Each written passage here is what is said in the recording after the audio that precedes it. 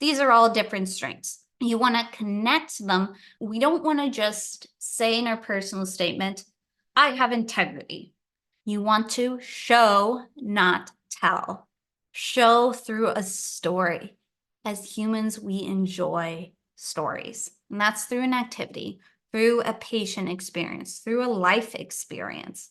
I want to come away from this personal statement and write a summary sentence like elevator pitch of who you are.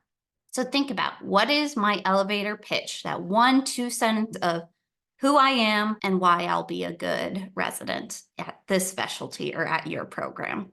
Hello, everyone. This is Dr. Moss. It's been a journey, and I thank everyone who sent me all the positive messages, and it's been so inspiring to hear how I've inspired you through my journey, whether that is through going through challenges of being a Latina in medicine, of having disabilities or health conditions, failing STEP, overcoming STEP, applying with my husband. I'm so glad that my journey has been meaningful to you and has encouraged you to keep going. That is literally my goal, of being able to support and inspire others, because I definitely didn't have that. And there are a lot of things when you're a first generation doctor, medical student, college student, like there's a lot of information out there that you can feel so alone that you just don't know what to do. And so I really hope this can provide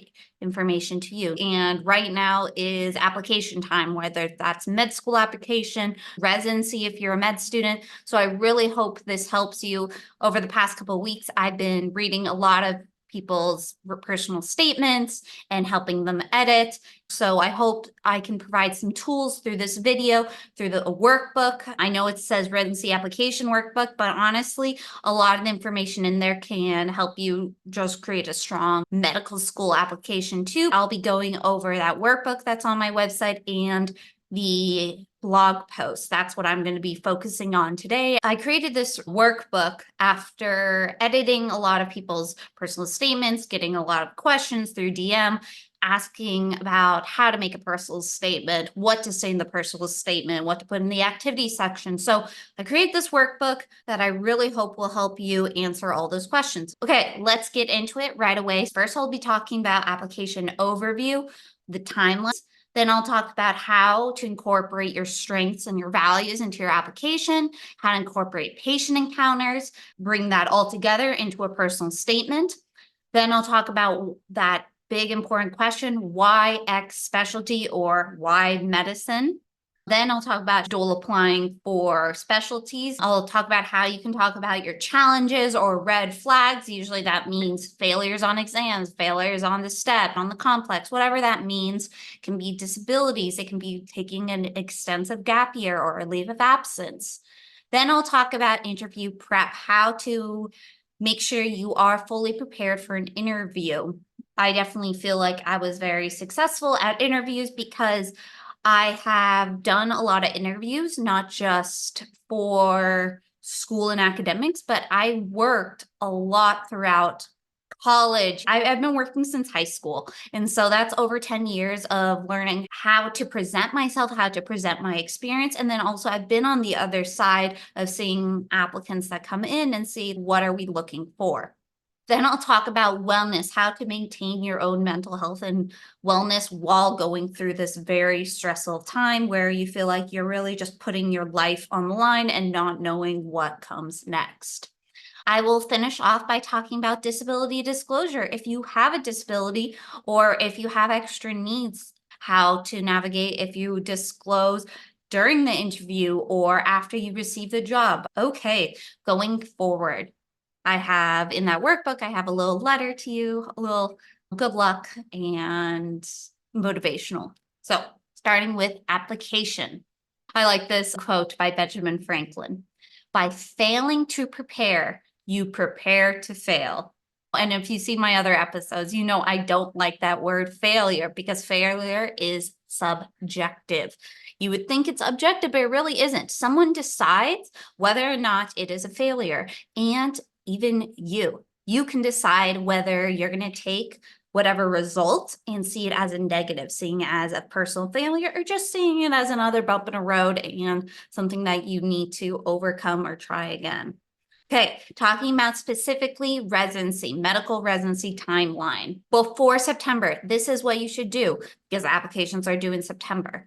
Make sure you update your CV. I have my own CV that you can see on my website, medpsychmoss.com. They can see how to separate it.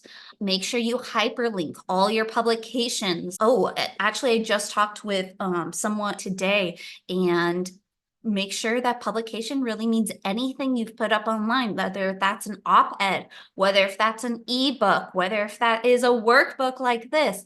All of those are published things, and especially in the residency application, at least it was as last year, it was unlimited amount of publications that you could. There's only 10 activities, but you can put in as many publications. So if you don't want to write one of your publications as an activity, that might be a really great place to put in your actual ERAS interview where it can be talked about in an interview. I remember that when I was interviewing, one of my interviewers actually told me he had looked up one of my first articles. I think it was on endometriosis, even though he's not allowed to talk about disabilities, but that's how I put it in my publications. He said it was very meaningful. We talked about that experience in the way that's going to help me as a doctor and be able to connect with patients. So really cool way to add in your publications. But we're talking about CV. Make sure that once that CV is done, you're giving it to your mentors, especially the ones who are drafting your letter of rec. Make sure you provide that CV.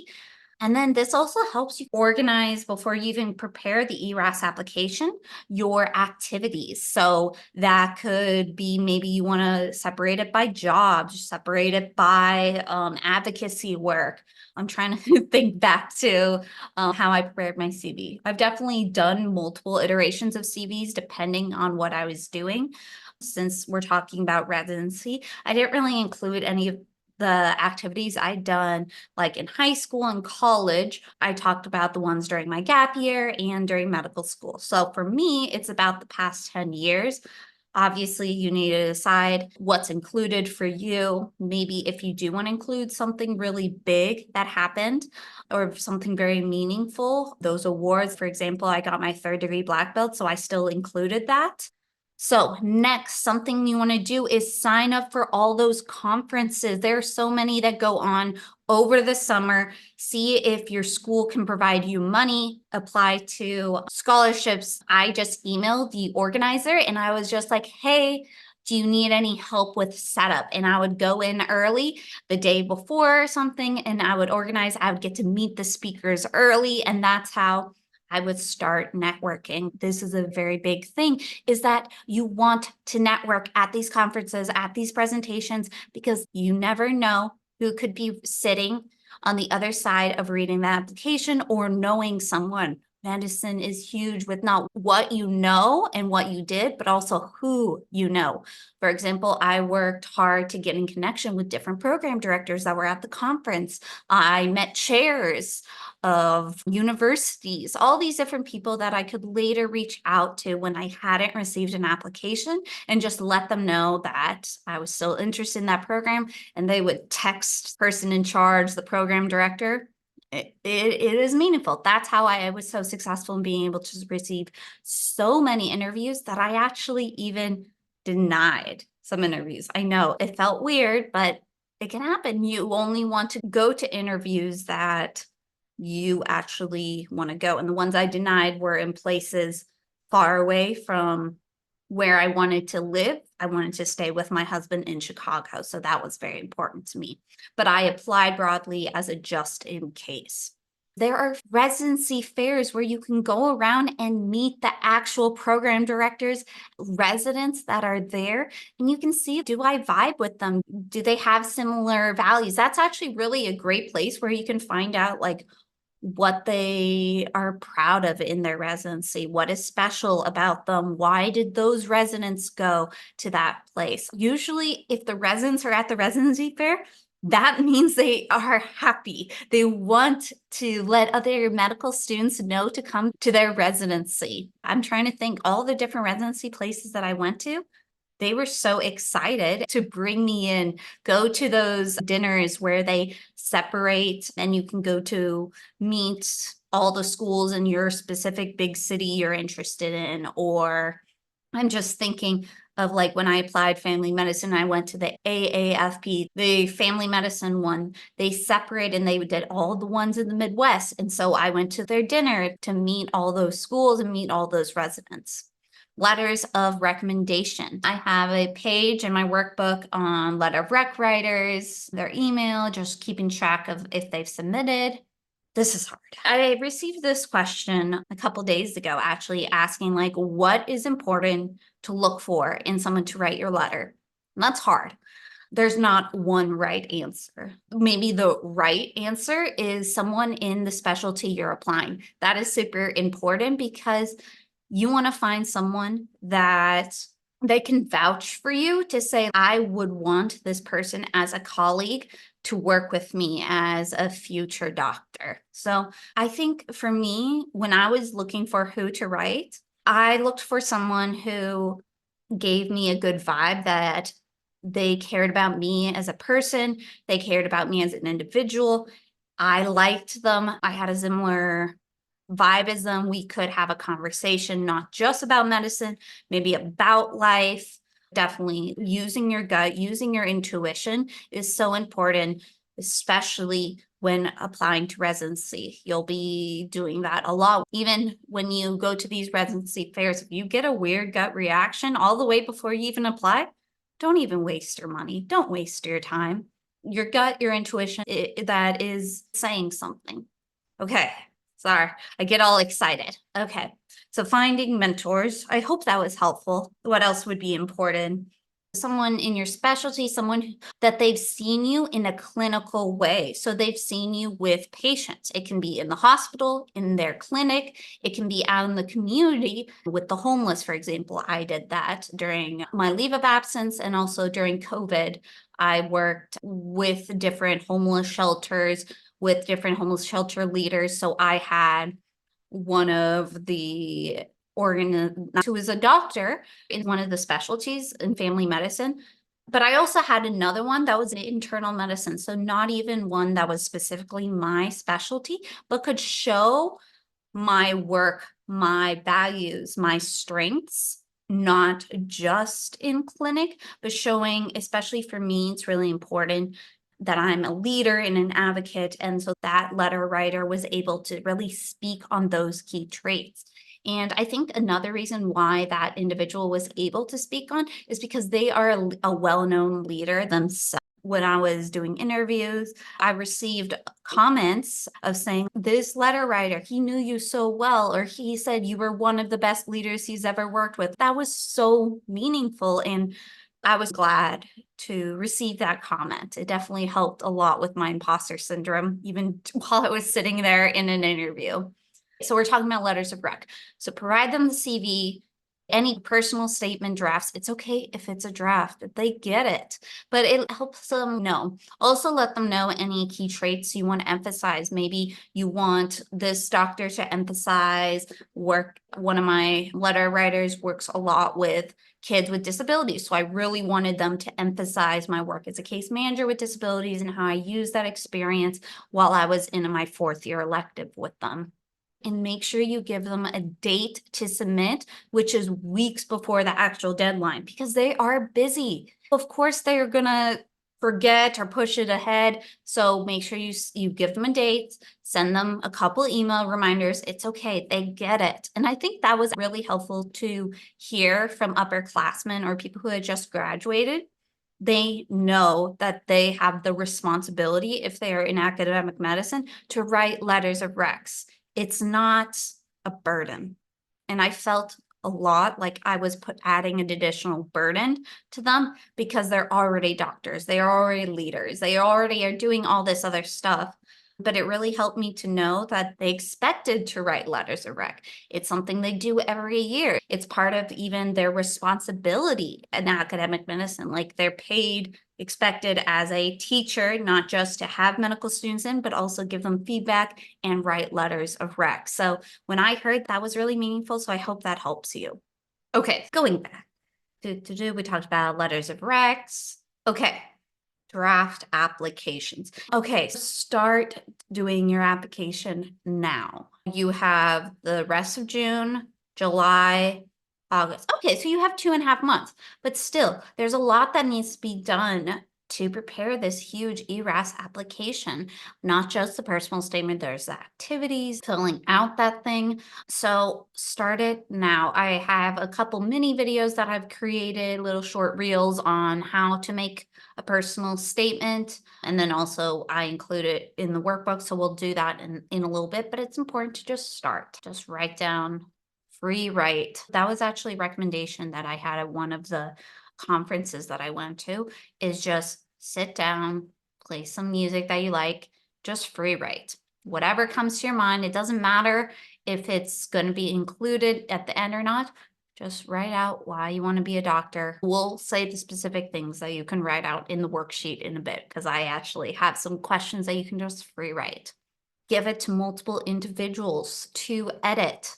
I'm actually thinking, I don't even think my husband read it, because he gives me different type of feedback that I personally do not agree with, and that's okay. We're very different people. So I was very picky who I chose to read my application, but it still had a lot of people. I had residents in the specialty. I had previous program directors read it, chairs. I had in our school, we had an advisor that just worked on editing, that was like really good at editing and talking through things. It's important to be picky who you choose, and then also be picky with their feedback. It's okay if they don't like that story, but if it's very meaningful to you, then include it. Now, if everyone's saying don't include it, like not cool enough, maybe you should take their advice a little bit more seriously and think, okay, what about this other addition? But it's hard. There's a lot of opinions, but at the end of the day, it is your application, your personal statement, and going back to that intuition. But we'll talk about that in a bit. Trust your gut is the big thing. Okay. I do want to say the AAMC has a practice ERAS. That's literally the exact same thing. It's like a worksheet. Download that PDF. I'll make sure to include it below. It is the exact same thing that they're going to publish. And it's really helpful to make sure you have all that information, so it's easier to just like copy and paste when you actually include it. And you'll be able to see if there's any additional little boxes that you'll need to fill out that maybe you didn't think about before. Okay, ERAS is due September 25th at 9 a.m. Do not wait to that day. That is just the day that programs start seeing the application. That being said, ERAS opens on September 4th. You do not need to submit it on September 4th. All residencies get it and open it on their computer on September 25th. I remember there was always that confusion. When I was applying last year, that was like, will it be at the top of the list? Will it be at the bottom of the list if you apply at different times? I talked to actual program directors, and they said that when they open their computer, it's just a list, and then they select how they're going to view it. They can select it by school, they can select it by number of years it took you to graduate. They have their own secret method that every single program director has, but it's not like you'll be at the very front of the list if you submit on September 4th. That being said, if you wait till September 24th and ERAS goes down, internet goes down, you erase everything on your computer, try to have it a couple days before. So give yourself whatever date you need before September 25th to just increase the chances that nothing happens. You don't have to do it on September 4th. I remember that was confusing, and it'll be okay. That also allows it, if you don't have your letter writers before, it's okay. You can still submit it without your step 2. Probably not the best idea though. I had a friend who submitted their application completely, and then failed step 2 and then had to retract their application and wait till the next cycle. So think about that. Make sure you do step 2 before you apply to residency. Residencies want to see that step 1 and step 2, especially since step 1 is pass fail. That is just talking about timeline and dates. Hopefully that helps. Okay, ERAS is due September 25th. They start receiving it. I mentioned how program directors have their own secret way that they rank and order. This is where it's really helpful to send letters of interest. Now, you don't need to email all 100 programs or whatever, how many you applied to, but these are the ones that you really want to get an interview from. For example, they're the ones that you signaled. Just another thing to remind them to look at your application, because if you think about it, there are thousands of people who are applying. It might help. Another reason they might look at your application and offer you an interview, because remember, there's only a certain amount of spots for the interviews. Between when ERAS is due, you can still go to conferences, you can still meet program directors, remind them like, hey, I submitted my application. Make sure they write down your name or scan your QR code. I remember that was a common thing actually, that they would say, oh, I saw you at the conference, or in my email, I would include, thank you for meeting me at blank conference. We talked about this. I am interested in this. Some little thing that makes you unique and want them to just look at it and reminds them of your name. That's going to be a constant thing when we're talking about networking, just these applications. If they've seen your name before, if they recognize your name, it just helps them be able to, when they see that name on their huge long list, it might just increase the chance that they will read it and offer you an interview. You know, all these things we try to do just to increase the chances. Same thing if you were in med school, sending those. I got an interview for one of the programs I was really interested only by seeing them at a smaller conference. This was just like, it was a all women psychiatry like little get together. And I met the program director randomly, sat next to her, and then sending her that email just allowed me to get that interview. So it works, tried and true. Same thing, I'm thinking back to medical school or pre-meds, going to med school.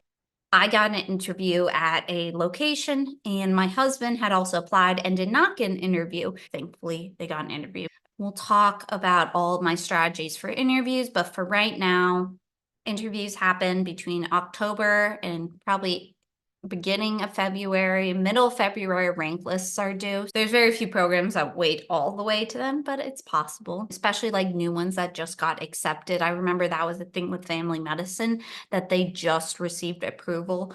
So they opened applications in January because they didn't have that option before to be on ERAS. So a lot of people who got in had later interviews for that reason. Some other little tips I put on the worksheet of the timeline. I said, send emails after interview. There's controversy on that, so you don't have to. You also don't have to send email thank yous to every single person. If you do send emails, don't say the same thing, because usually they put them together into one file. Maybe if you want, you can send emails to the people who had like very meaningful conversations with you or places you really want to go to. I have a list on this worksheet of all different things you can look through for interviews, but the biggest thing is your gut feeling. When you're going and writing your rank list, it's hard to remember, wait, did I say that about this program A, or is it program B? I don't remember. Write it down in the moment, because you will forget. All these programs blend together. Okay, and then February hits. That's when you submit your rank list. Really important to rank it based on places that you actually want to go to. Think about where you want to actually spend your life, work, live in that location. And again, trust your gut. Make sure you send letter of intent relatively early in February, because residencies also put in their rank list sometime in February. So you definitely want to send your letter of intent before they submit their rank list. Also, please don't send it to more than 3 3 is what I was told it was max. Say they're the top or they're number 1. Don't say you're my second place, third place. That's rude. And they don't like that. So be honest. It's important to say my top 3 at max. Okay, March happens. I like to say this. No matter what the outcome, you did it. You got through this very stressful time. You got through med school, no matter your journey, no matter how many ups and downs you went through, you did it. If you match, that's amazing. If you don't match, it's not the end of the world. I know a lot of people who soaked and still got into residency. I know people who didn't even get in after soap and still when they applied the second year, they got it. It's okay. And I know people who decided to go a different path and just use their MD in public health or in the government. There are so many other paths. I wanted to say that match happens. If you want to see my match video, you can see my match video. That was stressful, but I did it. And I was very happy and proud. Okay, we got through the timeline and a lot of extra little stuff in there. Okay, so next thing in my workbook, I have some checklists on making sure that when you're registering, that you registered for an AAMC account, you registered your ERAS token. There are 2 different systems, Match and ERAS. So make sure you register for each of those. Make sure you go through USMLE and complex and you release the scores when they come out. Documents to prepare, we talked about personal statements, letter of recs, MSPE or dean's letter. Make sure you do med school transcript. Make sure you figure out whatever your school does. If they release, if they send to you. If you're an IMG status report, sorry, I'm not an IMG. I just looked it up. And then CD. And other checklist items I have before the interviews, make sure you have the, oh my goodness, yes. Make sure you have the correct email on ERAS because that's how you get interview invites. How stressful it would be that you put in the wrong email and you don't get the invitations. It's so confusing. Sometimes they send you an email, sometimes it's through ERAS, sometimes it's through their own other programs. Sometimes they email you and say, just email me back if you're available for this interview. Every single place is different. And you can correct me if I'm wrong, but I don't think they fixed that. Every place is different, but make sure you have the correct email. Make sure they don't go to junk. I recommended put phone alerts on your emails. I didn't do this, but some of my friends did, is have a second person access that specific email so they can help watch, especially during this time. Maybe you're studying for STEP or you're in clinicals. Maybe you're in a hospital that doesn't have good internet service. It's helpful to make sure you sign up. You know what? I didn't have, thankfully, the experience where they sent me an email and by the time I got on there wasn't. I think actually one that I had to put on the wait list, but it did become available. But that's why everyone makes it such a stressful thing that the second you get one, you run to your computer and you sign up. Clinicals get it, residents get it, that you're going to be stressed and looking at your email all the time or running away for 5 minutes to sign up. Just let them know. That's a big thing. Communicate. They get it. I'll talk about interviews later, but I have a little check mark that says look up interviewers. They send you usually a list of who you're interviewing with beforehand, so make sure you look them up. And then I have a pre-match checklist. 2 things I didn't mention before. Follow up with residents to make sure after you interview with them, sometimes they provide their phone number, their email. Ask them what they really believe about the residency, what they recommend, what they enjoy, what does their life look like. They're there to help you. You're going to be their future colleagues, so they want to make sure that they get a resident that actually wants to work with them. I remember I did a reel about this. Save and certify after each time you change the rank list. I remember that was so stressful. I remember literally the day before they were due, I had an epiphany. conversation with my therapist, with Jonah, my husband. Like, we determined that one of my second places should be my third place. So I moved it around. And then I also moved a couple other ones. But then I wasn't sure the next morning if I actually recertified and clicked save. Thankfully I did, but that was so stressful. So make sure every single time you do a change, click save and then click certify. It's 2 different steps. But that's next year. That's in March. So you can wait with that later. I have a place where you can talk about your experiences. So how it's structured out for this year is you have 1, 2, 3, 4, 5, 6, 7 different types of experiences and activities that you can choose from the 10 activities. So you can designate them as either work, volunteer, and the volunteer also includes service and advocacy, teaching and mentoring, research, continuing education type thing, hobby, and military. So I did this worksheet to kind of use your CV and try to figure out where you have them. You don't have to do all of them. Obviously, if you didn't do the military, there's no reason for you to put military, but try to include one of every single one. This shows all the different qualities and competencies of a physician, of a resident. They want you to have some sort of work, some sort of advocacy, volunteering. You're a lot of times a teacher, not just to your patients, to your co-interns. If you're in an academic center, medical students, some sort of research. It doesn't have to be a PubMed type research. It can be a poster. That's research. Like writing an abstract, submitting an abstract. There's a location that you can put that it's in the works. It's not officially published yet, but you're working on it. There is another section where you put in all your research, like actual publications, and you can put in the publications that it's either pending or haven't submitted yet. So there are different levels that you can click. Continuing education can mean I got my certificate in somatic trauma therapy. During COVID, I went to a lot of virtual trainings, virtual conferences would be a great one for this. So that kind of helps with the continuing education. I didn't write down how many continuing education hours. I wish I did because I did so many, especially during COVID, especially during my leave of absence. I definitely had a lot of them. I wish I would have kept track, but it'd be something cool if you have it. Hobby, make sure you have a hobby. They want to know you're human.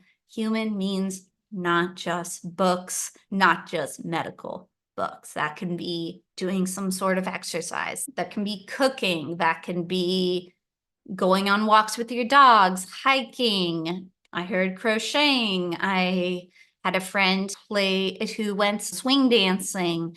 There are so many different hobbies. Also, the should be without saying, but I'm going to say it anyway. Do not lie. Do not exaggerate. Those are not professional qualities. They will see through it. I promise you, we can see through it, especially when we get to the interview. And let's say you have someone with the same hobby, and if they can tell that you have no idea, that's a problem. This is a funny one. So like the records, I had the records in the back of my interview, and I had a purpose, and I guess we'll talk about backgrounds later. But I don't do records. That's not my thing. But I had that as a way to talk about my husband and his connection and how I love dancing and dancing is mine. He is a music person. He loves that. And so that's how we share our connection. So it was a way, every single thing I had a plan and a story to talk about. In addition, we loved going to estate sales. And so pretty much all our records are from estate sales or from garage sales or going to bookstores. A lot of our used books are like used books. So I had a story for every single thing on my application, everything behind me, everything was pre-planned. Anyway, so think about which activities, which ones were meaningful. Remember, you can only choose 3 for most meaningful. If I really wanted to explain more about what I did, because you get such a little bit that you write to explain the activity. I remember asking, and they said it was okay that you can do bullet points. You don't have to do full sentences for the activities, not the most meaningful. They want you to do more sentences because it's hard to include everything, but bullet points are okay. It's a way to get that like small amount of space or all the words in that small amount of space. I put in this worksheet the key characteristics that you will select for the ERAS. So there are, looks like 10 key characteristics. You don't need to have every activity directed to every single one. Obviously, that would be best, but not always have to. So the different key characteristics are communication, critical thinking and problem solving, cultural humility and awareness, empathy and compassion, ethical responsibility, ingenuity and innovation, reliability and dependability, resilience and adaptability, self-reflection and improvement, teamwork and leadership. So on this worksheet, I connected, so activities are in the middle, and you can select which activities show which strength and which activities show which key character. That's one way. Obviously, you don't have to do it that way. Just coming up with ideas that this can be helpful deciding which activities to include in ERAS or which activities or strengths or characteristics to include in your personal statement. Similarly, values. This was another thing I was talking to another medical student about recently. How can I share a value without straight up saying, this is my value? And again, it's the showing, not just saying and telling. And that's through an activity, through a patient experience, through a life experience. So here a list on my worksheet, a list of values. For example, authenticity, authority, achievement, autonomy, boldness, compassion, creativity, fairness, honesty, leadership, perseverance, respect, responsibility. Yes, some of them can be similar to strengths. A value can be a strength. Can a strength be a value? Can be, yeah. Personal statements. And I'll do 2 videos and do one later on like actually interviewing because this is just so much information. Right now, the time is personal statement time. So starting off, I had a specific reflections page. Right now, I want to talk about starting with the sitting down and just free writing. Some of the questions that I posed in my workbook that might help you, that you can free write in a journal, on typing, or I love. One of the reasons I have so many blog posts and really articles is because I get these moments where I have this idea. I have this notes app. It's called Day One Journal. And there's a little audio thing that I start talking and it just records everything I say, both the audio and the written. You can choose one or the other. And that helps me look back, remove everything I don't want. So there's an idea. But anyway, I get excited. Questions you can ask yourself. What type of life do I hope to have as a doctor? Where do I hope to be in 10 years? What am I most proud of? What did I learn about myself throughout medical school? What is my purpose for becoming a doctor? What activities or people or patients bring me joy? Rewriting those, it's not that you're going to include them, but it helps get those ideas, that motivation of why. I do want to say this personal statement is not explaining your activities or explaining your CV. There's another section for that. This is for the people who are interviewing you to get to know you. What makes you and how are you going to be a meaningful colleague, a meaningful doctor? What experiences have led you to be the person you are today? That being said, they do not want your whole life story because you only have a certain amount of time. You also want to maintain medicine professional, like that little bit. Let's go back to strengths. Okay. Another way you can go through and write your personal statement is by thinking about what are your strengths and what are your values. So I have a list of some that you can think of. There's also an online strengths test that might help you if you're struggling to come up with these words. Some that I put include authenticity, autonomy, compassion, faith, justice, integrity, perseverance, respect, social intelligence, teamwork. These are all different strengths. Now, you want to connect them with certain, we don't want to just say in our personal statement, I have integrity. You want to show, not tell. Show through a story. As humans, we enjoy stories. So you can see my actual personal statement on my website, speaking to a patient, a young girl in a clinic during my third year rotations. I was told to go in and talk to her about healthy eating habits because she was overweight. Apparently, the doctors had that conversation before, but it hadn't stuck. So I sat down to talk to her, trying to get to know her as an individual, what her day-to-day looked like. And as I'm having this conversation, she discloses she had a traumatic experience. Through that experience, I developed a lot of compassion with patients and why my crying was for them and not just for me and my own lived experience and traumas. So that was me showing without just saying I have this.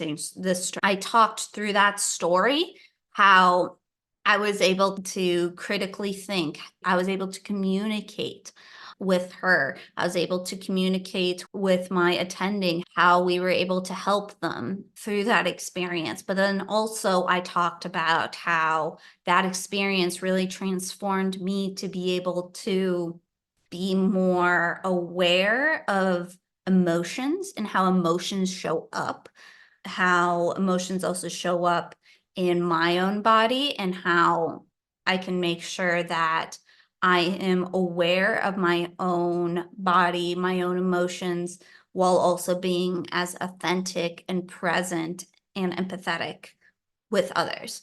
Hope that made sense. You can read my personal statement online on medpsychmoss.com. Okay, hello everyone, I'm back. Now I have a nice sun. Yesterday when I was recording this, you know that I have health conditions and there was a fire nearby. No one was hurt, but there was smoke coming through the windows and I had a window open. So like it was not good. Started getting a headache and yeah, so had to stop recording. So I'm back today. So we were talking about personal statements. We were talking through my workbook. So the next part that you want to talk about in your personal statement is meaningful patient encounters. What does that mean? So these are the patient encounters that you have had that really made a difference who you are, the type of doctor you want to be, or the type of person you are. So I have a worksheet to help you write down. Remember, we always write down stuff and you can always cut back later. So how to work through a patient encounter for a personal statement. Start with just a one-liner, just to remind yourself. It's really just reminding you to get back in that situation. What were the challenges and not just the patient's health problem? Yeah, of course, you're a doctor. There's always going to be problems. That's the main reason why they come to you. But maybe were there other social problems that were going on? Did any social determinants of health come up? Did the patient have an unexpected turn that night? Things like that. Then the next box is, what did you do? Now, remember, you at this point are still a medical student. No one wants to see that you came in, you saved this person's life, you cured cancer. Okay, maybe if you did CPR, okay, cool, do that. But this is more about you and what types of physician qualities or strengths did you demonstrate throughout this encounter? So I provided another list of different physician qualities, which really combined kind of the strengths, the values, but ones that we specifically look for in a physician. For example, empathy, problem solver, advocate, integrity, scholar, educator, facilitator, communicator, diversity, team player, ethical, trust, cultural sensitivity, patient safety, time management, critical thinking, relationship building. Circle or think about, how did this patient encounter demonstrate these qualities? And then how will you then incorporate this specific patient encounter into your future practice, whether if that is a resident or in your future career? That's how you really want to bring in a patient encounter. You don't just want to say, It's weird because in clinicals, we're used to going through an HPI, going through and saying, this is the patient, this is the physical exam, this is the lab values, this is what I think it is, this is what I want to do. None of that. This is a personal statement. So it's a different way to look at a patient. This is really narrative medicine. You tell the story of what happened. Put us in your shoes, or like a fly in the wall. What happened? What was the impact of that experience on you? And how are you going to grow, or how did you grow from that experience? I love this quote from Aristotle. We are what we repeatedly do. I thought this was important because these traits show up over and over throughout your different activities, throughout different patient encounters. You really want to demonstrate that this wasn't just a one-time situation. It wasn't one time I showed empathy or one time I was an advocate. We want to see that these traits are mentioned throughout the activities, the personal statement, the letter of recs. We want to see that this is who you are. It's not just a trait that you grabbed off this list of traits. Let's go through a quick personal statement outline. Now, it doesn't have to be like this. This is just a general outline to get your ideas flowing. So just like basic high school, college hook, this can be a patient example, a lived experience, a meaningful event. Think about who your reader is. Usually it is a program director, an assistant program director, and different attendings. They're all people that have been in the medical field. Now, very rarely you do get a lay person, like a patient, but don't plan for that. Just think about your audience is someone who knows about medicine, who's read these before.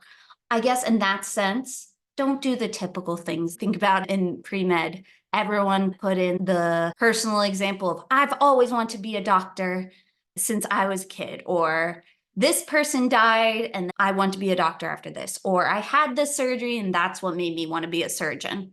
Yes, if that is true, okay, but make it more unique. Come on, you've had now 4 years in medical school, or even more in clinical care if you did other things before.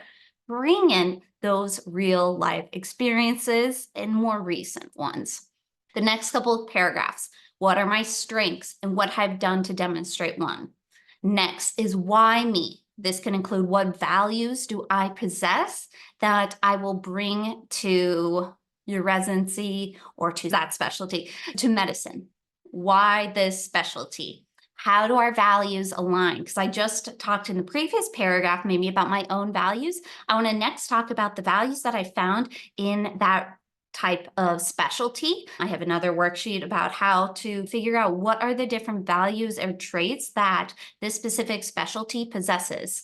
If you look at Dr. Glockenflecken's videos, they're pretty accurate, aren't they? Every single specialty has their own personality, has their own things that they value that are important to them. Grab onto those values. Next, how will I contribute to this residency or specialty? That's the next paragraph. Last paragraph, you want to summarize what you said. We started off by talking about a patient example, maybe bring back that patient example, bring back maybe you talked about the values and strength, circle it all together, put a bow on it of this is who I am and this is why you should remember me and offer me an interview so I can tell you more. I loved what one of the doctors told me once when I was doing my application. They said, I want to come away from this personal statement and write a summary sentence like elevator pitch of who you are. So think about what is my elevator pitch, that 1-2 sentence of who I am and why I'll be a good resident at this specialty or at your program. There's a question I've had, do you write a different personal statement for every single program? You can. It gets really stressful because you have to make sure you put in the right name for every single specialty, right city. Since I was dual applying, I already had to make sure I did a family medicine and a psychiatry one. Granted, that's just 2, but I had to make sure every single program, because you select every single personal statement and every single letter of rec for every single program. But there are people who do that. on my blog post where I talk about dual applying to residency, how I determined I wanted to dual apply. The blog post also has similar questions to help you figure out what type of specialty you should apply for. What types of patients do I like seeing? What environment? What do I like doing? What extracurriculars? What type of people are my role models? Do I have a personal connection? All those things you can bring into your personal statement. Then I have a section on dual applying, kind of pros and cons, making sure that you separate what are the clinical environments, the goals, the patient demographics, activities of one, and then do the same thing on the other specialty and find out the similarities. I'll talk about that more when we're talking about interviews, because that will be really where it's most important that you really understand what the difference is between the two programs and what are the similarities.